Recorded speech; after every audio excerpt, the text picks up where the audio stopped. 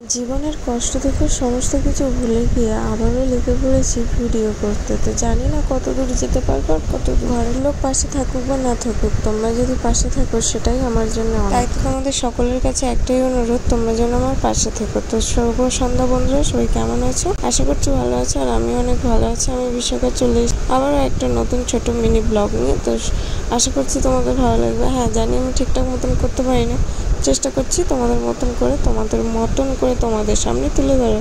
তো সন্ধ্যাবেলা ছেলে উঠে বলছে মামি খিদে পেয়েছে। তো ওই জন্য দুপুরবেলার যে খিচুড়িটা ছিল ও তো খেয়েছে না খাওয়ার মতন, তাই আরও একটু জল দিয়ে পাতলা করে দিয়ে ঘি দিয়ে একটু তড়কা লেগে এটা ওকে খাওয়াবো। আর তাছাড়া ওইদিকে বসিয়ে দিয়েছি একটু তেল গরম। ভাবলাম ছেলেদেরকে একটু পাঁপড় ভাজা করে দিই। ছেলেদেরকে কেন বললাম সেটাও তোমাদের সাথে ক্লিয়ার করে দিই। আমার মেজো ভাসুরের ছেলে এখন এখানেই থাকে 2টো থেকে প্রায় 6টা-7টা অবধি, কারণ ওর স্কুল ছুটি হয়ে গেলে বাড়িতে কেউ থাকে না, তাই জন্য আমার এখানে দিয়ে যায়। আর যেহেতু মেজদা এখন তোমাদের দাদা ভাইয়ের অফিসেই কাজ করছে ওই জন্য। তো যাই হোক, চলো এখানটায় ওদের জন্য পাঁপড় ভাজা করছি। আর সত্যি কথা বলতে মন মেজাজ খুবই খারাপ, কেন জানি না। আজকের কথা বলছি, ভিডিওটা যেহেতু অনেক দিন আগেকারের, তো ভিডিওর মাধ্যমে সেরকমভাবে কিছু আর তোমাদের সাথে শেয়ার করছি না।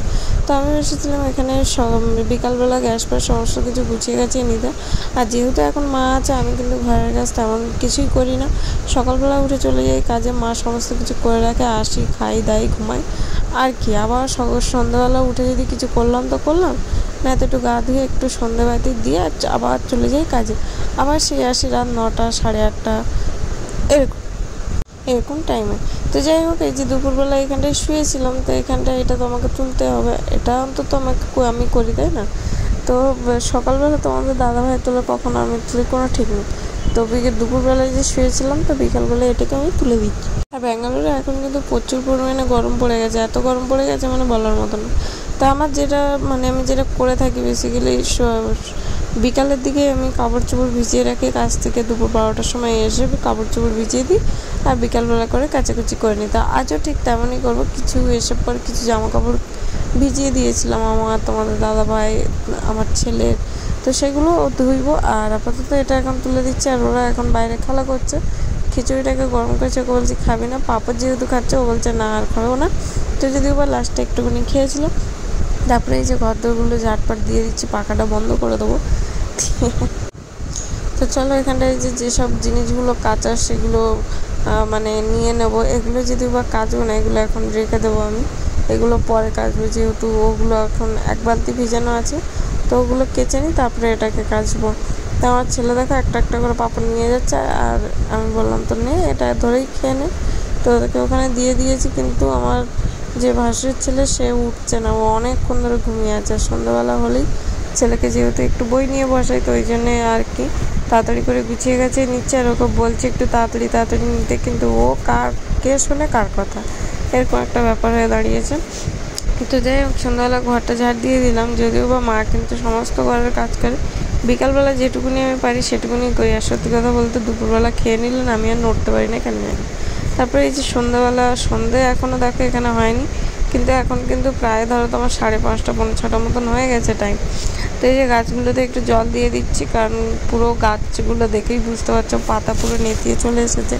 যদিও বা সূর্যমুখী গাছগুলো এখন ওরকমই থাকছে, জল দাও বা না দাও, কারণ কি ওগুলো যেহেতু ফুল ফুটে গেছে আর গাছগুলো যেহেতু থাকবে না, তো ওই জন্য ওরকম হয়ে আছে। তো তোমাদের দাদাভাই বলছে ও থাক ওরকম, আর ওর কিছু একটু দানা ধরার ইচ্ছা আছে। তো দেখা যাক দানা হয় কি হয় না, যেহেতু খুব বড় বড় ফুল ফোটেনি, যেহেতু মাটির জন্য এটা হয়নি।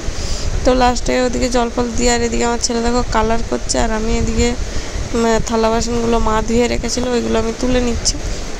মা আসা থেকে তো আমি থালা বাসনে কবে হাত দিই না আমার নিজেরই মনে থাকে না। গুনে বোধহয় খুব জোর হলে 1 দিন 2 দিন, মাঝে কদিন ছিল।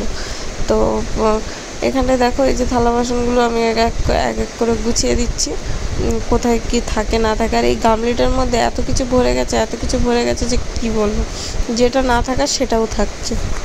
তারপরে আর কি এই যে সমস্ত এগুলোই কাজবাজগুলো করছি, আর কি বলবো তোমাদের সাথে।